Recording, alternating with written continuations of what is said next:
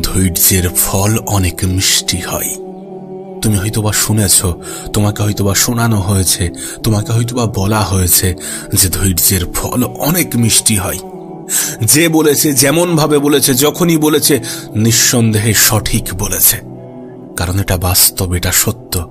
যারা ধৈর্যশীল হতে পারে, যারা ধৈর্য ধরার মতো ক্ষমতা রাখে, যারা কঠিন সময়ে নিজেকে একটু নীরব রাখে, একটু নিজেকে নিজের কাজের মধ্যেই ব্যস্ত রাখে, হতাশা, দুশ্চিন্তা, টেনশন থেকে নিজেকে একটু দূরে রাখার চেষ্টা করে, যারা একটু নিজের মনকে শান্ত রেখে ধৈর্য ধরতে পারে, তারা জীবনের যে কোনো কঠিন সময়কে কাটিয়ে উঠতে পারে। না, এ বিষয়ে কোনো সন্দেহ নেই। এ বিষয়ে সন্দেহ করার কোনো গুঞ্জাইশও নেই যে প্রত্যেকটা মানুষের জীবনেই সমস্যা আসে, প্রত্যেকটা মানুষের জীবনেই খারাপ সময় আসে, খারাপ মুহূর্ত আসে। প্রত্যেকটা মানুষ জীবনের একটা নির্দিষ্ট সময়ে কঠিন সময় পার করে। এই খারাপ পরিস্থিতির শিকারে পৃথিবীর প্রত্যেকটা মানুষই হয়ে থাকে। আর এখান থেকে তারাই জয়ী হতে পারে, এখান থেকে তারাই নিজেকে বার করতে পারে যারা ধৈর্যশীল হয়, যারা ধৈর্য ধরার মতো ক্ষমতা রাখে। তোমার কি মনে হয় না যে ধৈর্য একটা ক্ষমতা? অবশ্যই এটা একটা ক্ষমতা, যে ক্ষমতার অধিকারী সবাই হতে পারে না। কিন্তু যে তার জীবনে এই ক্ষমতাকে আয়ত্ত করতে পারে, যে ধৈর্যকে নিজের জীবনের অংশ বানাতে পারে, তার জীবনটা সুখের হতে বাধ্য, তার জীবনটা সুন্দর হতে বাধ্য। এটা অ্যাকসেপ্ট করাটা প্রয়োজন যে মানব জীবনে ওঠানামা থাকে, আপ ডাউন থাকে। প্রতিটা খারাপ কিছুর সমাপ্তিতে ভালো কিছু আসে, আবার প্রতিটা ভালো কিছুর সমাপ্তিতে খারাপ জিনিসও ঘটতে পারে।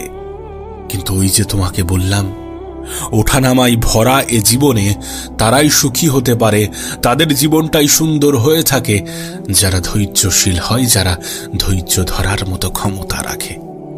ঠিক যেমন মানুষের জীবনে যখন ভালো সময় আসে, যখন সুখ আসে, তখন সেই মানুষের এটা ভুলে যাওয়া উচিত নয় যে খারাপ সময়ও আসতে পারে। আবার উল্টোটাও, মানুষের জীবনে যখন খারাপ সময় আসে, তখন তার এটা ভুলে যাওয়া উচিত নয় যে ভালো সময়ও আসবে। প্রতিটা খারাপ কিছুর সমাপ্তিতে ভালো কিছুরই সূচনা ঘটে। তুমি ধৈর্য তো ধরে দেখো, তুমি নিজের মনকে শান্ত রেখে তো দেখো। কেন শান্ত রাখবে না? কেন ধৈর্য ধরবে না? যখন তোমাকে এটা স্পষ্ট করা হচ্ছে যে নিশ্চয়ই ধৈর্যের ফল অনেক মিষ্টি হয়। সহজে পাওয়া জিনিসগুলো সহজে হারিয়ে যেতেও তো পারে। কেন এটা বোঝো না? কেন এটা বোঝার চেষ্টা করো না?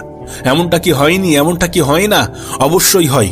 তুমি যে জিনিস সহজে অনেক দ্রুত পেয়ে যাবে, সেই জিনিস তোমার কাছে বেশি দিন দীর্ঘস্থায়ী থাকবে না, দীর্ঘস্থায়ী হবে না। আমি তোমাকে লিখে দিতে পারি, এ পৃথিবীতে যত সফল ব্যক্তি আছে, তারা যদি তাদের প্রথমবারেই সফলতা পেয়ে যেত, সেই সফলতাকে তারা ধরে রাখতে পারত না। পারত না কেন জানো? কারণ তারা এটা জানে না যে কোনটা করা উচিত নয়। প্রতিটা সফল ব্যক্তির জীবনে ব্যর্থতার ইতিহাস আছে, আর এই ব্যর্থতাগুলো তার সফলতার জন্য পথকে সুস্পষ্ট করে, মসৃণ করে, আসান করে। এটা বুঝিয়ে দেয় কোনটা করা উচিত আর কোনটা করা উচিত নয়। সহজে সফল হওয়া ব্যক্তিগুলো, প্রথমবারেই সফল হওয়া ব্যক্তিগুলো এটা জানে যে কিভাবে সফল হতে হয়। কিন্তু সফল হওয়ার পরেও যদি ব্যর্থতা আসে, সেই ব্যর্থতাকে কিভাবে আটকাতে হয়, কোনটা করা উচিত নয়, এটা জানে না। সুতরাং সহজে পাওয়া জিনিস সবসময় সুমিষ্ট হয় না, সবসময় সুন্দর হয় না, এমন কোনো ভ্রান্ত ধারণা রেখো না। নিজের মনকে ভুল বোঝানোর চেষ্টা করো না। তুমি তো দেখেছো, তুমি তো দেখছো, তুমি তো দেখে আসছো যে প্রতিটা মানুষ যখন কোনো জিনিস সহজে পেয়ে যায়, সেই জিনিসের মূল্যায়ন করে না, সেই জিনিসের কদর করে না। আমরা মনে করি কি, আমরা কেমনটা মনে করি যে পৃথিবীতে দামি জিনিসগুলোই সব থেকে সুন্দর হয়, যদিও আমরা সস্তাতে সুন্দর জিনিস পাওয়ার চেষ্টাই। কিন্তু তারপরেও আমরা তো এটা মনে করি যে যেগুলো অনেক দামি, যেগুলো অনেক টাকা দিয়ে কিনতে হয়, সেগুলো অনেক ভালো হয়। বিষয়টা এমনই, যে সমস্ত জিনিসগুলো পেতে অনেক সময় লাগে, সেগুলো অনেক সুন্দর হয়। এটা তো অস্বীকার করার মতো কোনো জায়গা নেই, কোনো সুযোগ নেই। আছে কি? নিজেই নিজেকে প্রশ্ন করে দেখো। যখন সামান্য পোশাক আশাকের ক্ষেত্রে আমরা এটা মেনে নিই, আমরা এটা অ্যাকসেপ্ট করি, তাহলে জীবনের ক্ষেত্রে মানতে অসুবিধাটা কোথায়? এমনটা কি হচ্ছে না? এমনটা কি হয় না? এমনটা কি হবে না? অবশ্যই হচ্ছে, অবশ্যই হবে, অবশ্যই হয়। আর আমি তো মনে করি তারা সৌভাগ্যবান যারা প্রথম চেষ্টায় সমস্ত কিছু পেয়ে যায় না। কারণ অনেক সময় মানুষ জীবনের প্রথম সিদ্ধান্তগুলো ভুল নিয়ে ফেলে, ভুল নিয়ে থাকে। যদি তোমার মনে হয় যে মানুষের জীবনের লক্ষ্য টার্গেট একটাই হয়, তাহলে আমি তোমাকে বলবো এটা সম্পূর্ণরূপে সঠিক নয়। আমি যখন ছোট ছিলাম একরকম ভাবতাম, একটা জিনিসকে সফলতা মনে করতাম। বড় হয়েছি আর এক রকম ভাবতে শুরু করেছি, আরেকটু বড় হয়েছি আর এক রকম ভাবতে শুরু করেছি। যখন তারপরে ম্যাচিওর হলাম, যখন তারপরে বুঝতে শিখলাম, তখন চিন্তা ভাবনা আরও একটু পরিবর্তন এসেছে। তারপরে মনে হয়েছে কোনটা সঠিক কোনটা সঠিক নয়, আবেগে গা ভাসানো কতটা উচিত আর কতটা উচিত নয়, সহজে পাওয়া জিনিসগুলো কতটা মূল্যবান আর কতটা মূল্যবান নয়। আমার মনে হয় আমরা অনেক সময় জীবনের অনেক ভুল সিদ্ধান্ত নিয়ে ফেলি, অনেক ভুল পথে নিজেকে চালিত করি। যদি এমনটা না হতো তাহলে মানুষ কখনো ধোঁকা খেত? ধোঁকা খায় কি জন্যে? মানুষ ভুল সিদ্ধান্ত নেয় জীবনের বিভিন্ন পর্যায়ে, বিভিন্ন সময়ে মানুষই তো ভুল করে। আর ভুল থেকে শিক্ষা নেওয়াটা প্রয়োজন। কঠিন সময়ে ঠিক যেমন ধৈর্য ধরাটা প্রয়োজন, খারাপ সময়ে ঠিক যেমন ধৈর্য ধরাটা প্রয়োজন। দেখো, আমি জানি না তোমার জীবনের সমস্যাটা কত বড়, আমি জানি না তোমার জীবনের সমস্যাটা কতটা জটিল, কিন্তু তোমার কাছে একটা অনুরোধ রাখবো। একবার নিজেই নিজেকে প্রশ্নটা করে দেখো, একবার নিজেই নিজেকে প্রশ্ন করো, তোমার জীবনের সমস্যাটা কি সমাধানযোগ্য নয়?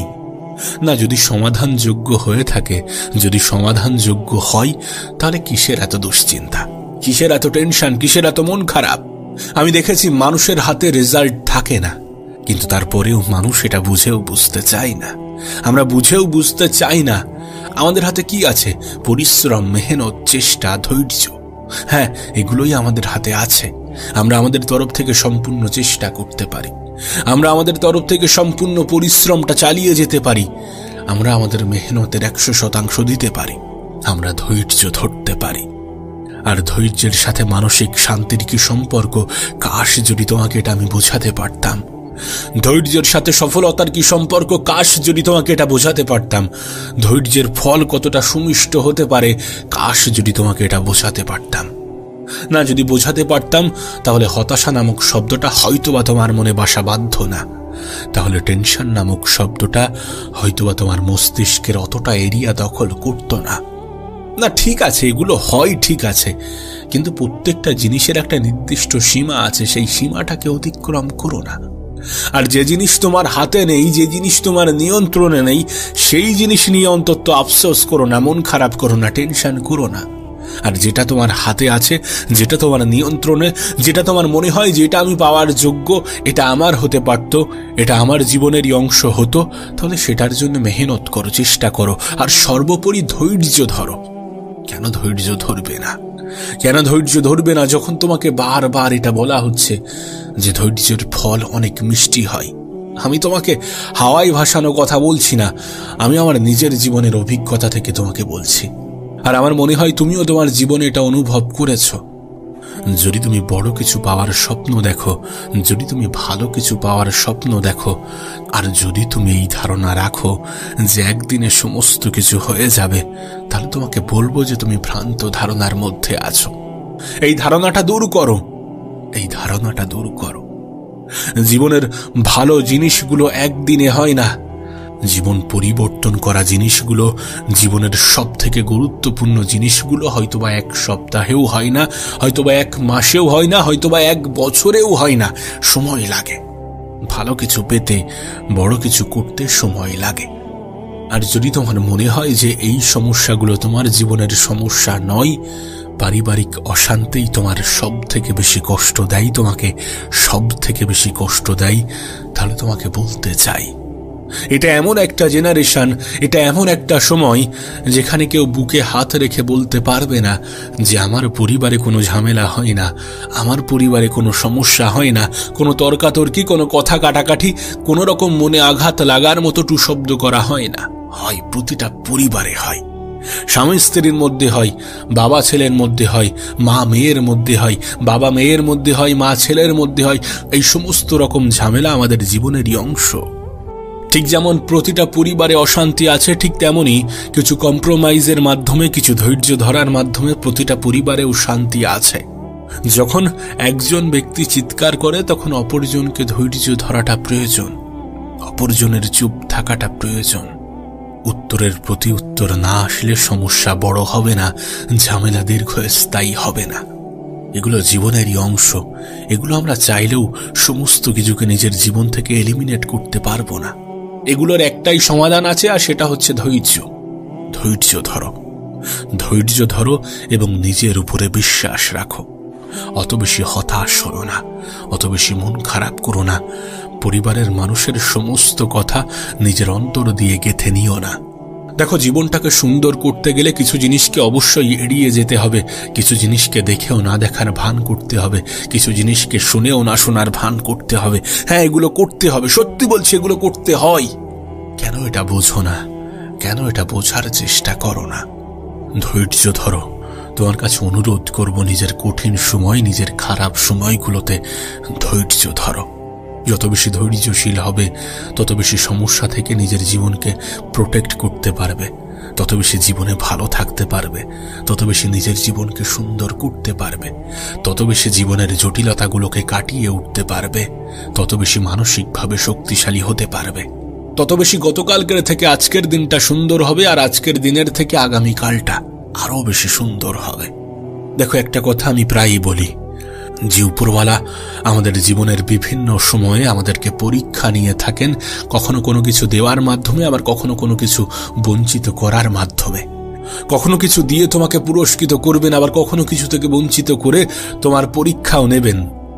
তবে একটা জিনিস তিনি তোমাকে স্পষ্ট করে দিয়েছেন, যে তোমার জীবনে এমন কোনো জিনিস দেওয়া হবে না যেটা তোমার সাধ্যের বাইরে, যেটা তোমার আয়ত্তের বাইরে, যেটা তোমার নিয়ন্ত্রণের বাইরে। আর যখন তোমার কাছে এটা স্পষ্ট যে তোমার জীবনে এমন কোনো সমস্যা দেওয়া হবে না যেটা তোমার ক্ষমতার থেকে অধিক ক্ষমতাবান, তাহলে কেন তুমি দুশ্চিন্তা, টেনশন, মন খারাপ করবে? কেন তুমি নিজেই নিজেকে কষ্ট দেবে? কেন তুমি হতাশ হবে? অনুরোধ করছি তোমার কাছে, জীবনটা যেমনই হোক, পরিস্থিতি যেমনই হোক, সময়টা যেমনই হোক, যতটা কঠিনই হোক, ধৈর্য ধরো, ধৈর্যশীল হওয়ার চেষ্টা করো। নিজেকে মানসিকভাবে শক্তিশালী করে তোলো, মানসিক শক্তিকে নিজের জীবনের অংশ বানাতে শুরু করো। শারীরিক ক্ষমতার থেকে শতগুণ বেশি পাওয়ারফুল, শতগুণ বেশি ক্ষমতাবান তোমার মানসিক ক্ষমতা। মানসিকভাবে নিজেকে শক্তিশালী করে তোলো। করা তো যেতেই পারে, মানুষের হাতেই আছে, আমাদের হাতেই আছে। আমরা চাইলে পারবো, আমরা চাইলে সম্ভব, আমরা চাইলে হবে। আমাদেরকে চাইতে হবে, আমাদেরকেই ধৈর্যশীল হতে হবে, যাতে কঠিন সময়ও লজ্জা পাই, যাতে খারাপ সময়ও বিরক্ত হয়, যাতে জীবনটা সুন্দর হয়, যাতে সহজে জীবনের সৌন্দর্যকে ফুটিয়ে তোলা যায়। আবারও বলছি, শত সমস্যার সমাধান ধৈর্য। ধৈর্যশীল ব্যক্তিরা মানসিকভাবে শক্তিশালী হয়, কারণ ধৈর্যের ফল নিঃসন্দেহে অনেক মিষ্টি হয়।